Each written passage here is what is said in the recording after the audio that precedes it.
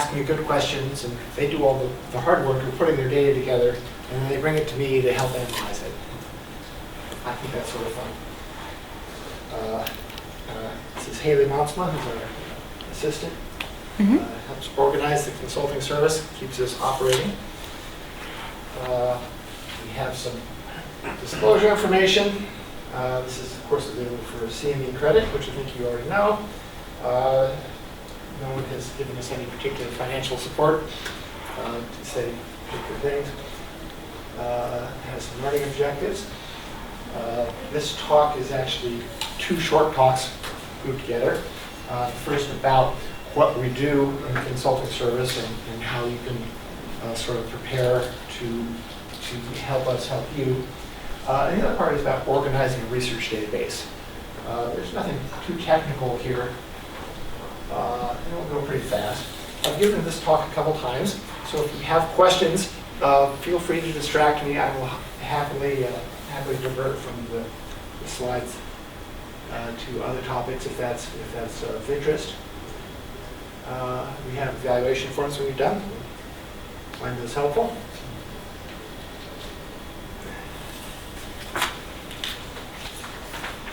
And I'm getting to the age where I can see fine there, but I need read glasses up close, so my notes may be problematic. Let's see. You've already seen my cartoon, but I always find this particularly appropriate to do statistics. You know, you can find associations, but you really know, well, me. So that was a popular one around our department. In my experience consulting, what I think we have to offer as a service for the college is our shared experience. You know, a lot of you have probably been involved in research for a long time, probably maybe longer than me. What I have, and our division has as a whole, is the experience of seeing a lot of different things. We have sort of our fingers in research going on all over campus. I have 30 active projects that are sort of on my desk at the moment. I've done 400 or 500, probably, at least at the time I've been here.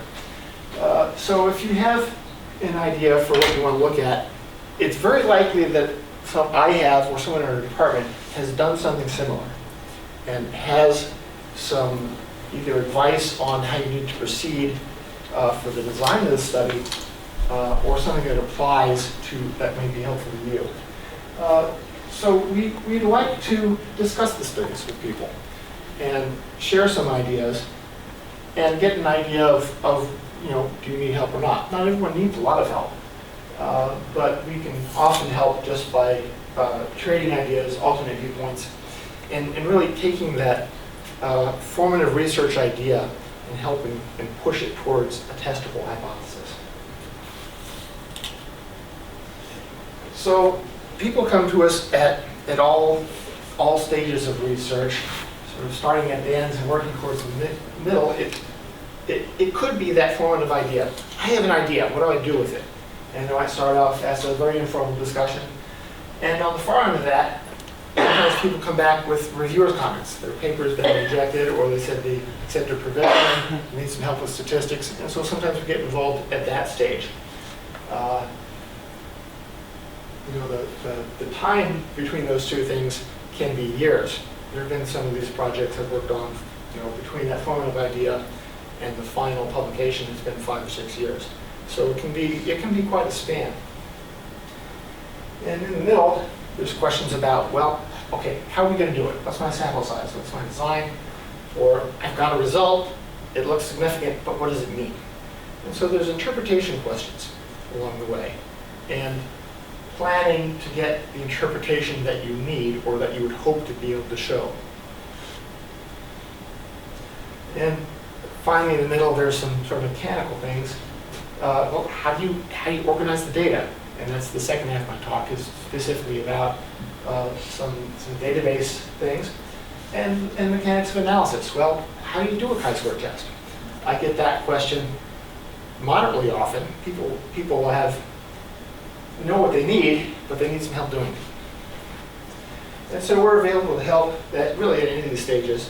We like to get in early, because if there's problems early and you don't catch them until later, that's much harder to fix. And there's a lot of good people out there doing things on their own that come talk to us, and then they go away, they find out what they need.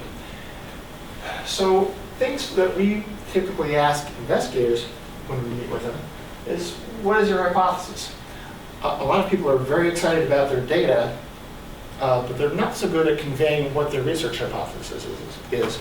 And that's really the first piece we need. What is your hypothesis? What's the question we can ask?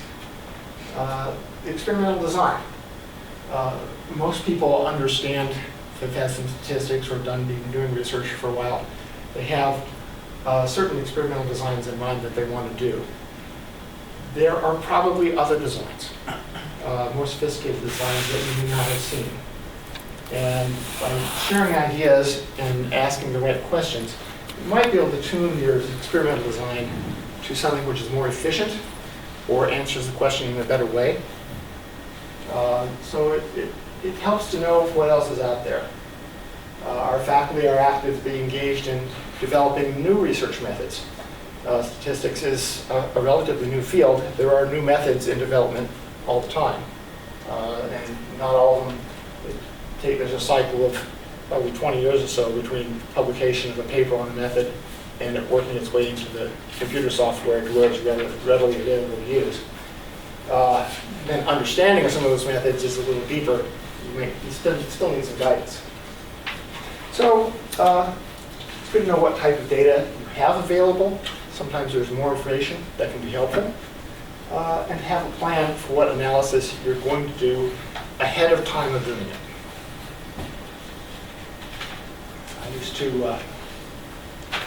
I discovered as a student, playing around with data from my classes, that I could ask questions without too much trouble that my professors had a hard time answering. So, and I've seen this professionally too. People can come up with questions for which there isn't a good statistical framework, or maybe their question isn't right for some reason, and we need to bend it a little bit, push it back into place to where we have a good testable hypothesis. So what I like to tell people is that a good hypothesis is a simple sentence, in which you can grab someone in the hall who has some of your similar knowledge at least, and you can tell them. Give them the sentence, and they should be able to understand what your null hypothesis is and what your alternative hypothesis is. Maybe not in a formal sense, but they should have some idea of what you're doing. Now, that doesn't have to include all your definitions. That can be separate, but you do need your definitions. So, classic case had someone who wanted to show that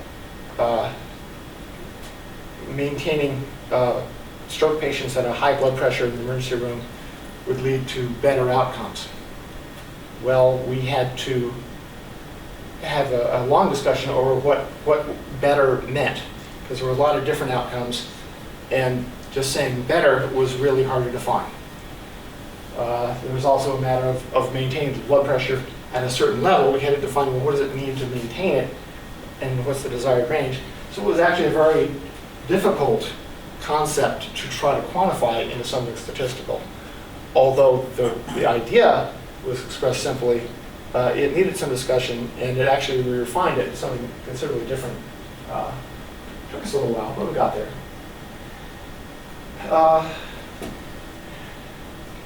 Reasonable alternative hypotheses.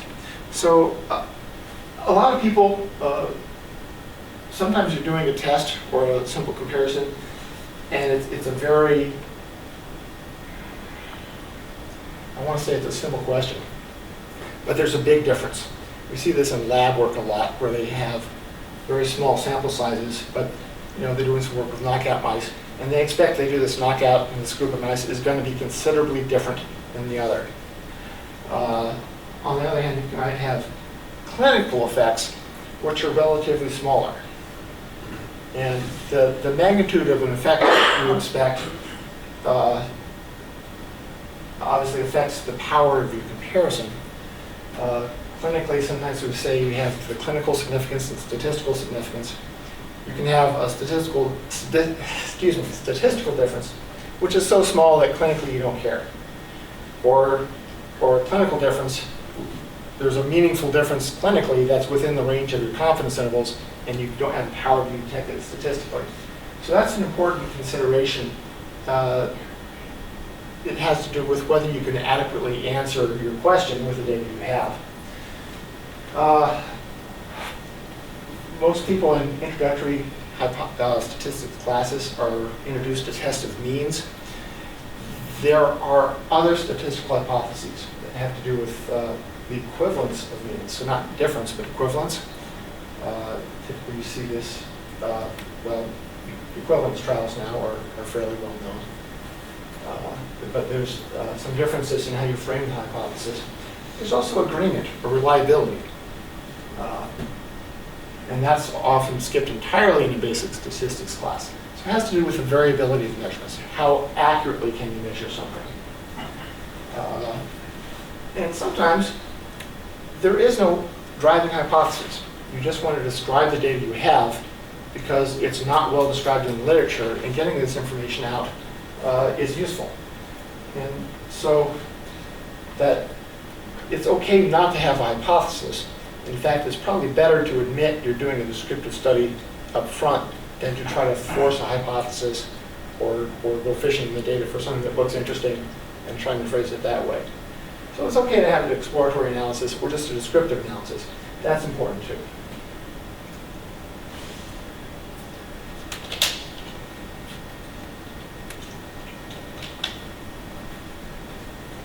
So I covered the first one of these already.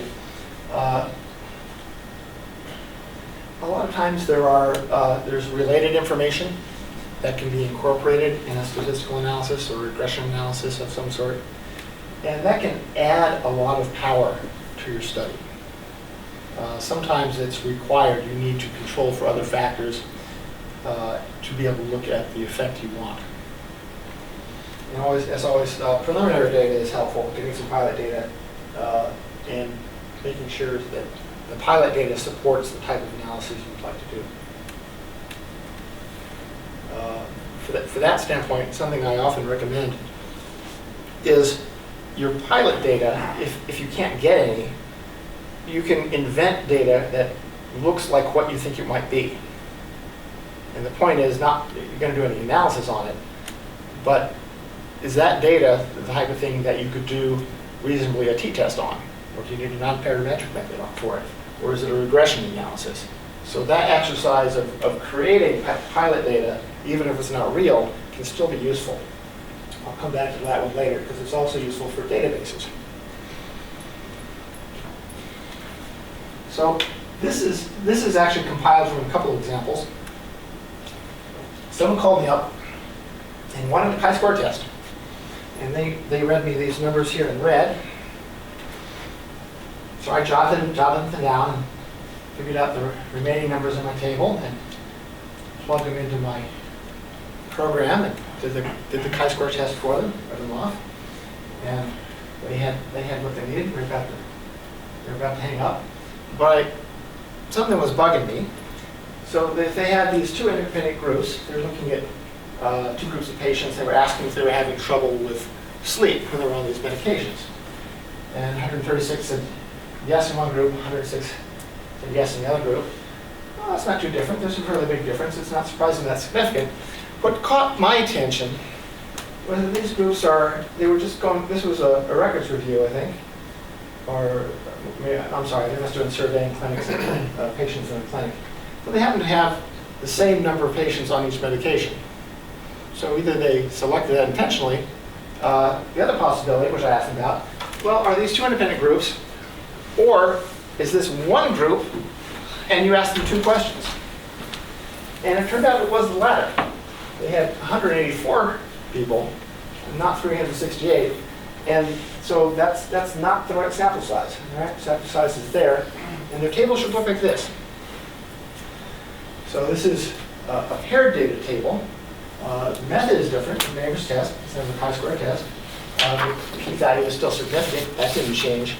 But here then we have the right statistical method for the question. So this was a very simple question, but over the course of a phone call, we were able to determine that it wasn't, they weren't looking at it the right way. And a couple weeks later, I saw this up on a poster in the hall, so it got used. And it was a better approach to the problem. Using the right method can change the conclusion. It can be important. So it doesn't hurt to ask. If you're using the right method, we'll let you carry on. I had someone do that just yesterday, as a matter of fact.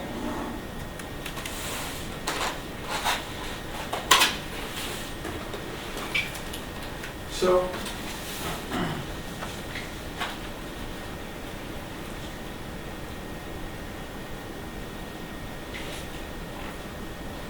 it's important at some level when you're doing research to understand what's really in your data. And most people do, but occasionally I work with people who they're sort of supervising things and they've never actually looked into their database for what's there. Or they've been working on it, but there are some other issues they didn't realize that are causing problems. So it's important to understand what you really have, and if we can help you with that, certainly we will. Some people do research not with their own data, but with publicly available databases. There's the HCUP databases people use a lot. The epidemiology division has a service where they can help people get access to some of these databases. They own a number of them. They are sort of in the process of reorganizing right now, but if you needed some help, we could point you in that direction. And sometimes just data management. We have someone available who can do data entry if you need help with that. We have just been asked occasionally just to help with a database. There are starting to be more resources on campus for that now. I'll get to that in a minute. But sometimes people have a database in one format and need to get it to another format. We have some resources that can help with that. So obviously, good data is required for good research. And if your data isn't good, that causes problems. The best of those problems is probably a grumpy statistician. The worst of those problems is ruins your research. Wastes a lot of effort. So what we'd be able to like to get for you is get you using the best methods available for what you have with the best data you can get. And it arises sometimes there are other hypotheses which arise out of data. So something you didn't anticipate, but a hypothesis which sort of arises naturally and is interesting to look at. So here's our faculty and staff that are actively involved with the Cancer Center. We don't have Haley on here. We'll get you next time. So Dr. John Klein has been doing survival analysis literally for decades. He's got a huge amount of experience. We have some very smart people in various fields who are actively working with us, and the rest of our faculty is available too for certain questions. So we certainly have people who can help you. So regular staff we're up to 4 statisticians now. We could use a 5th, but I don't think we're going to get one for a while. This person is Heather Zhao, who also has a master's degree in nutrition, although we haven't had any nutrition studies for her to work on. But first one we get, she's got it. So what we like to see in the meeting are the research ideas. If you have a protocol written or even a draft, we can help you with the protocol. It helps to have something to read. And we can also review that ahead of time. That sometimes helps out. An example of your data, either electronic or a few pages printed. Obviously, we don't need to see the whole database, but it helps to know, helps to see an example of what you really have. It helps form ideas. And the boss. So whoever's in charge of the research responsible for the conclusion, it helps to have them there, especially at the formative meeting that really gets it going. And later on, there is often sort of technical details to be worked out, but it's very important to start off with the right idea for research. Uh, So we have a number of services along the way. I think you have some examples of those already. We're now partially funded in part by the CTSI. We have a newsletter and this lecture series. Most of this lecture series will be more on the more technical topics, and we have a flyer back which shows you what's coming up. We have a newsletter. Latest issue has an article by me talking about some reliability and analysis issues. You can always get that on the website. And you can also contact us on our website. We are also doing drop-in consulting and regular consulting work with people at a number of institutions in town, not just Frederick Medical College anymore.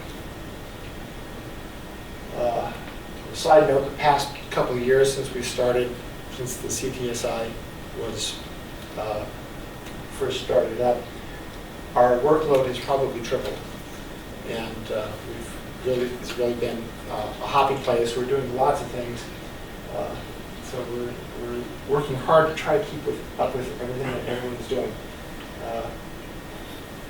So those are our drop-in times. Those are on the flyer, probably better seen there than here. You can contact us. That's also on the flyer. The consult at ncw.edu goes to everyone on our consulting staff. So even if Haley or I are out of the office, someone will see that, and we can direct you to who can help you. You can also call the main biostatistics phone number and get you directed some help there.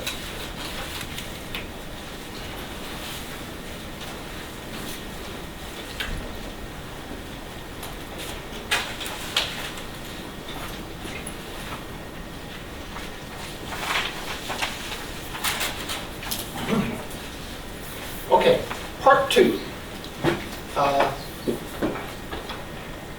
A lot of what I do in terms of helping people get research going is a little bit of education about managing data. And there's some basic information which makes a big difference, some mistakes which can be avoided. So a database is an organized collection of data. More recently, it's accessible in a computer. Obviously, a card catalog is also a database, but with the power of computers now, we can do things with databases that you could never consider before. This is also changing the science of statistics. There are now statistical methods which were theoretically possible, but computationally unfeasible. Doing an ANOVA test used to be a master's degree project for someone. Now it's something I can do with a couple of clicks of the mouse. So your database is sortable, searchable, and it can be indexed. So you can look at it in different ways. So planning your database is sort of essential to good research. And the mistake I see sometimes is people have a lot of data, but they don't think ahead about what it means to record that data and what the possibilities are and how they're going to write that down in an organized fashion. And so that can require a fair amount of thought because sometimes it's complicated, especially if you're getting into a time to event analysis, survival analysis. Handling lots of dates and multiple visits for patients or multiple observations can get fairly complex. And even simple studies can benefit from good organization. I've had people literally bring me data that's jotted down on paper and pencil, and you have to, it's not organized in any way.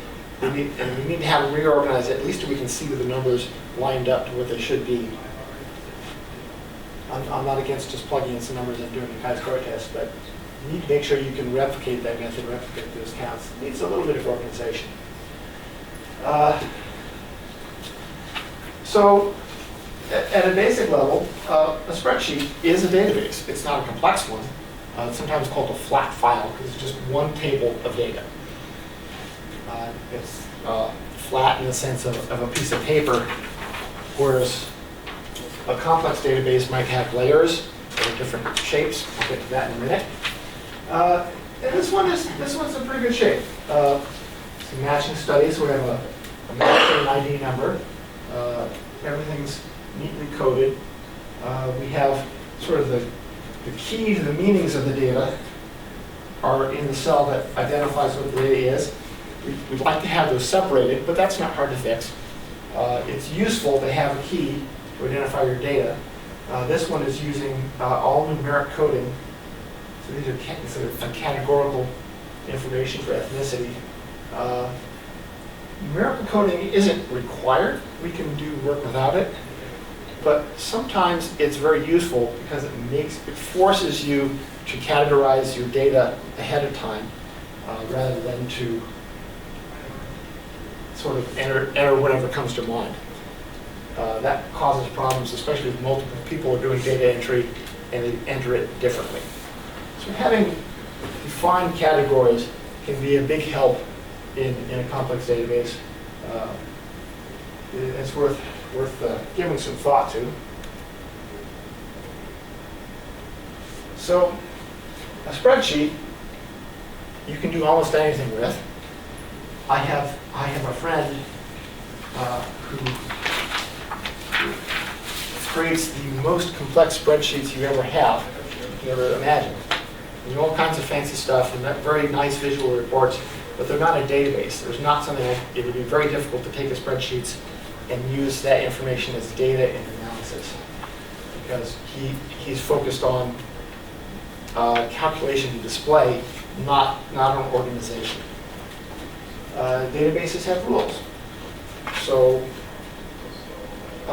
usually a simple rule is one row of data is one observation on one patient. That would be the basic rule for this. And there's no reason usually to do it otherwise. I've seen data where they put one patient per column. That's not too hard to fix. You can do that too. But most of our computer programs expect it as one patient per row, one observation per row.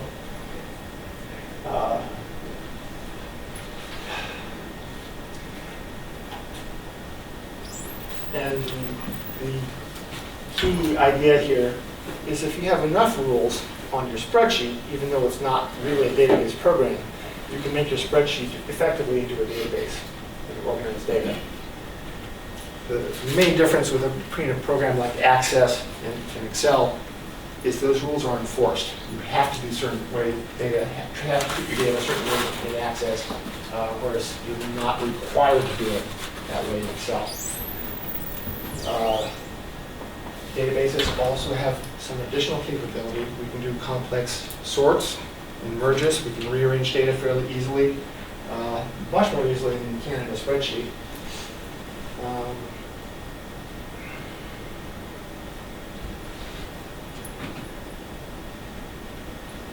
So here's some things that often cause the most obvious problems in a spreadsheet. People are doing a lot of work manipulating their data in the spreadsheet. Copy-paste errors occur, and they're easy to make, and it's really hard to realize that you've made them. Sometimes had people not believe me when I told them it was a copy-paste error, and I had to show them what it was. So Excel doesn't make backups of your changes as you go along, so if you make an error, there may be no way to fix it other than starting over. The worst problem is if I don't see an error, and you don't see an error, your data is wrong and no one knows. I suspect that has happened several times, and no one's known. It was just missed. And it's probably ruined some studies I've worked on. The investigator was very surprised that nothing was significant, and it could have been because the data was handled a little sloppily, and there was just no chance to fix it. Databases have then the advantage you can use a query to display your data in different ways without physically changing the format as in a spreadsheet. You can always go back to where you started. Errors are more easily detected and more easily corrected.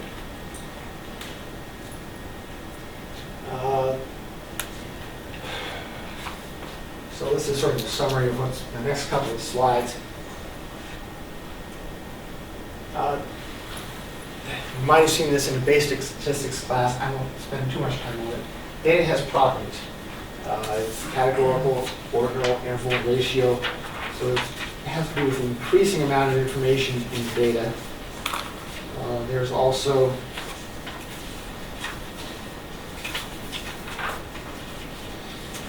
a property of an absolute zero in your data. So it's zero value of which that is the lowest and it can't go any lower. Sometimes there's an absolute maximum, that doesn't happen as often. But when you're coding your data, when you're entering it in, it's important to consider, well, what type of data is this? Because it can change we can use these increasing amounts of information differently in various statistical analyses.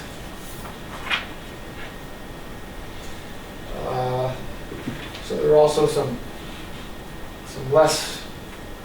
more or less quantitative properties of data. Sometimes your data is text. It involves characters. So it's not a number at all, but something that you might count up. So you might count up the number in a category, or it might be a classification.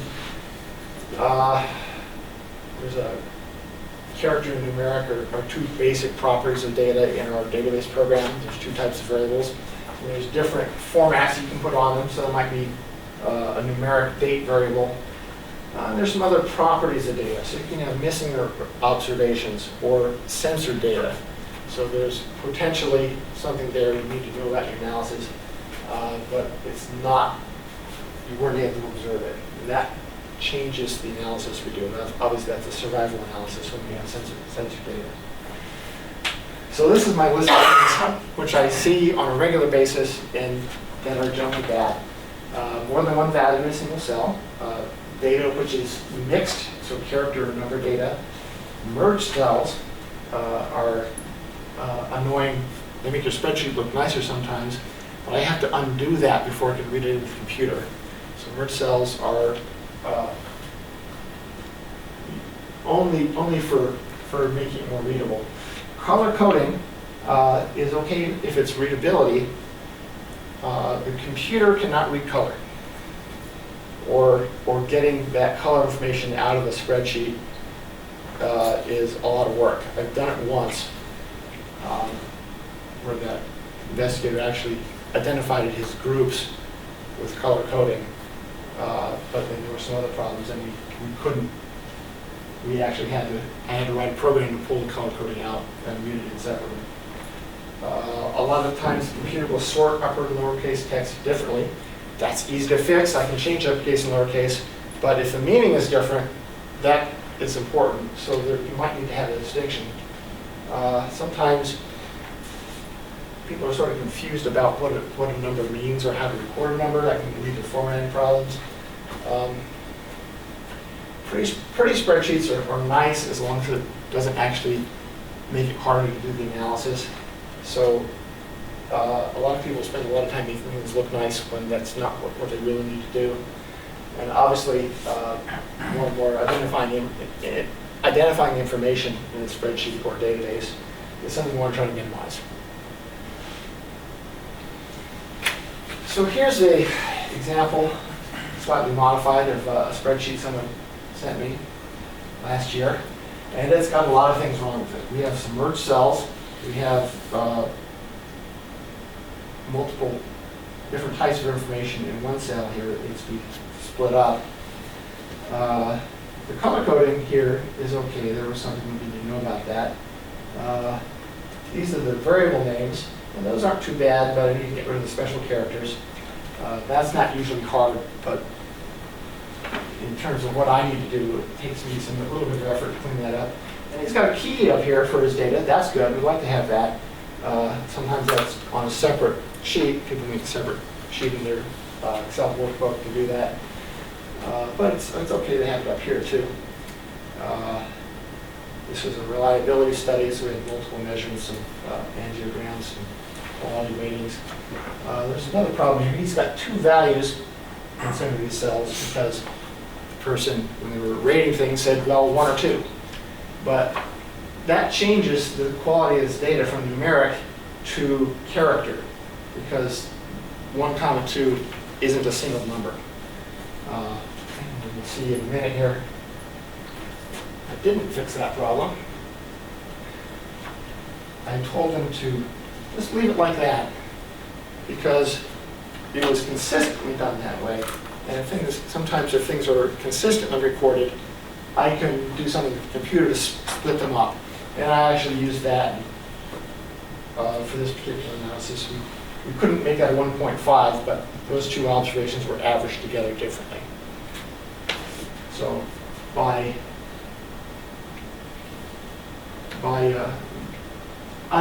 unintentionally, that turned out to be the right thing for this analysis. Other times, if you have a variable, maybe medications, where there was a lot of different categories, you can give numeric values to each medication, and then have a list, a numeric list, comma separated, and I can sort that out in the computer. But it has to be planned, and it has to be organized, and there has to be a key to get it to identify what it means.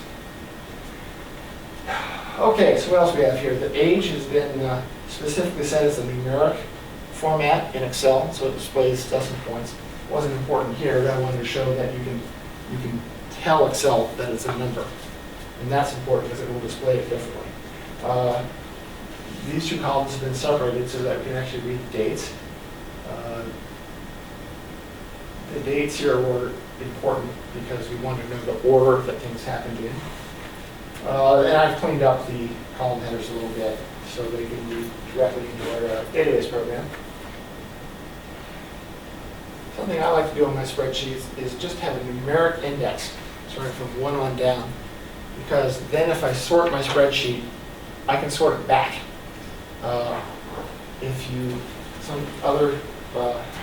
Sometimes you can't do that sorting without completely destroying your data, so it's always good to have a way to return it to the format. Just from a practical standpoint, it's good to have a short but meaningful name for a variable or factor analysis. If it takes a shortened sentence to describe something, that's sort of awkward to use in our statistical programs. We can do it, but it's better to have maybe a short name and then a longer description of it. And I can use those longer descriptions and attach them to the shorter names. There are various ways to do that. You saw the keys were at the top of the previous example. You can also have longer descriptions up there, or you can put them in a separate sheet and have just a list of the variable names and a longer description.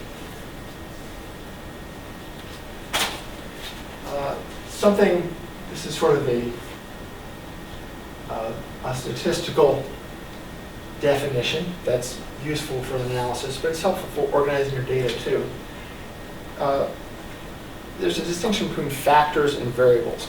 So a factor is all the variables or all the degrees of freedom that make up one idea or one set of classification. And the variables are what then you use to plug into your analysis. Sometimes those are physically the same thing in your database. Other times they're done differently. So an example is this way. So here's a very plain vanilla example. We have a factor ABC with 8 levels, and I described them in text here.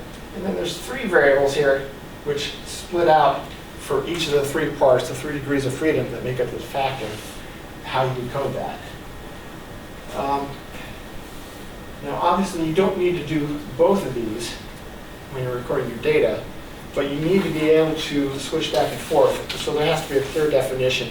You have to think about what those groups are, how you can, well, I need to be able to identify your factor from your variables, or alternately create your variables from the factor. I can do that, but it should be clear how it needs to be done.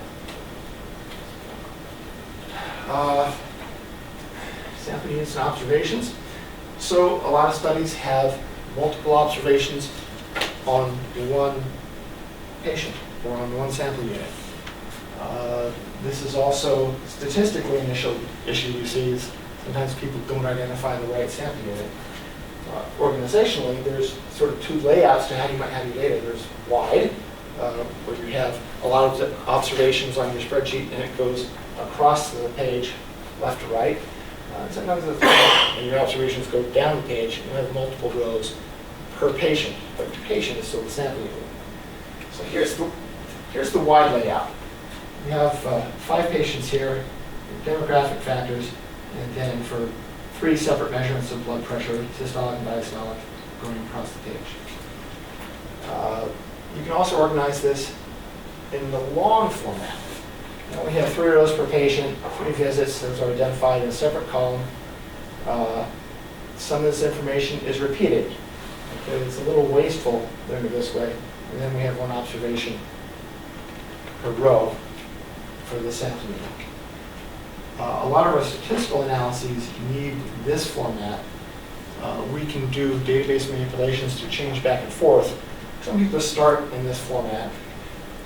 If you have a big database, though, like I said, this can be inefficient because of repeating a lot of information makes it messy.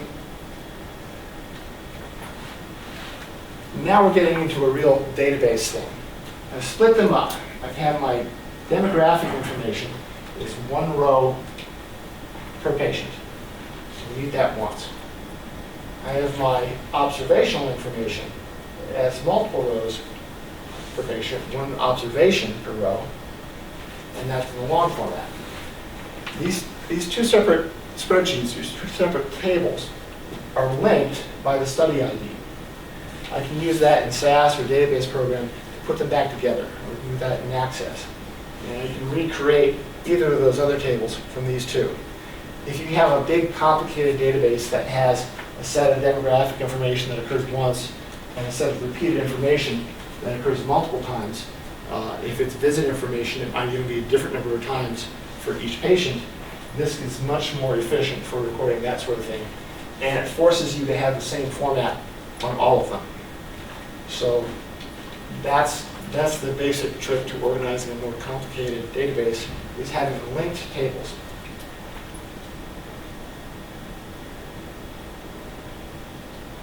So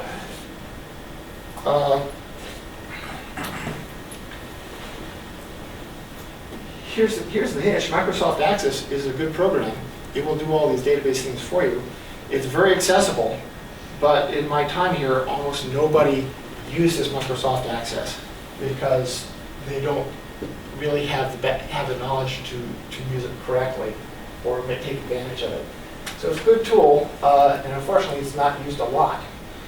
In fact, very rarely. I had a question on it yesterday, and I think that was the first one in a couple of years. So again, you don't want to use Access, you want to use Excel. Excel is very accessible, it's very easy to use. Just apply some rules and you can do almost the same thing, and that helps.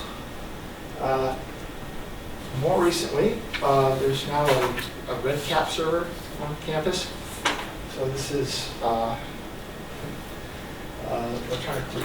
research electronic capture data. So this is organized through Vanderbilt University.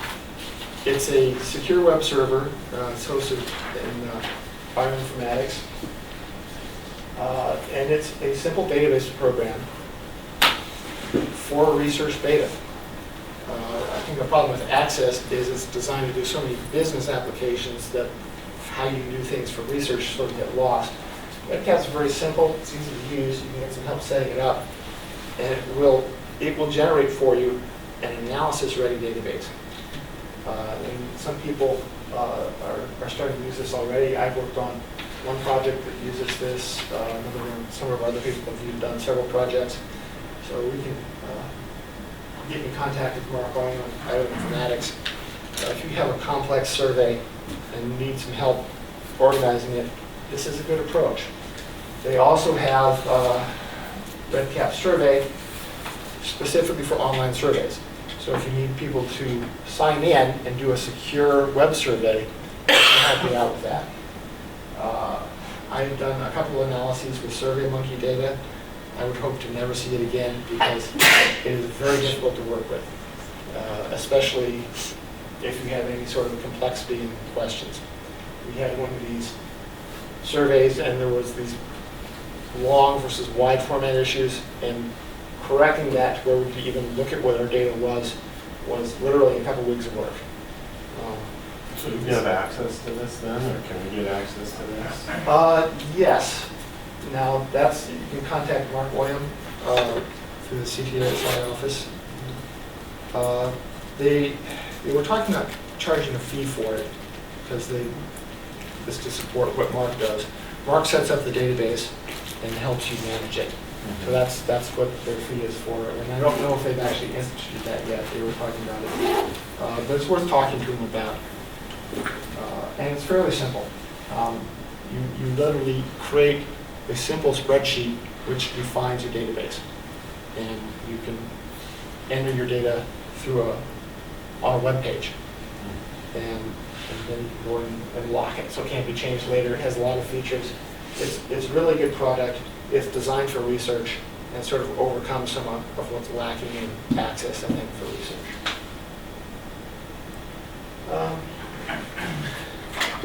So that's about it for me. One thing I'd like to suggest, I mentioned this earlier, is you can, like you would have pilot data for a study, you can have pilot data for a database. You can create a database and put some data in it and see what it takes to organize it. The classical example is someone's doing a survey and someone responds differently from how you anticipated. Instead of checking 1, 2, 3, or 4, they circle 3 and 4. So people will answer differently. And it's important to consider how you might deal with those questions later on in the analysis, because you will have to deal with it. Yeah, so good data is good research. As I started, I like what I do, and I really appreciate that people are out there working very hard to get good data, because that leads to good research. So if you have any questions, now's the time.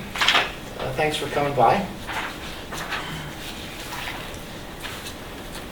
I have a specific question from the study. After the common question, I have a specific question to show you. Sure. The comment. Yeah. I just have one question. If you go to Mark, he's going to help you set up a database, but he's not a biostatistician. He's not a biostatistician. We are in fairly regular communication with him. And after one misstep when he was first getting started, there was, well, it wasn't his fault. He helped someone set up a database. Someone else was misusing the database, and he didn't realize that that was a problem right away, which caused us trouble trying to fix the data later. So that was a learning point for both of us. And now if he sees people who need statistical help, he usually calls me up and either asks directly or directs them to, or directs So it's better to go to you first and then probably. It depends. We like to talk to people first because we can get people started on the right step. A lot of times people have sort of the goal of just creating a database. They're not necessarily research idea in mind. So, there's nothing wrong with going to talk to Mark. I won't stop you. And, some people just come by and talk to us once too. We want to do this. We have these ideas. Do you think it'll work? Will we use the right methods? Can we get some help with the database? That's a big part of what we do. And if they do come back for analysis later, getting those questions right in the first place makes it so much easier. Probably half of my time is spent just manipulating data to be ready for analysis.